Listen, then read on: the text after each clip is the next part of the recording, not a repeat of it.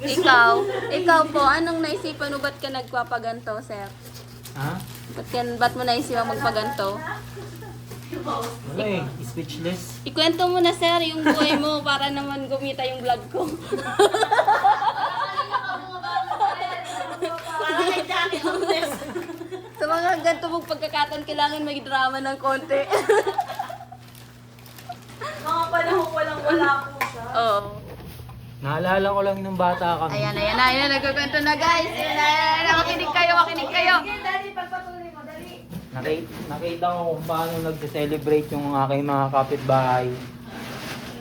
Sabay-sabay na kumakain sa araw ng Pasko habang ang aking pamilya'y Yung Pasko po, ba araw lang, hindi gabi?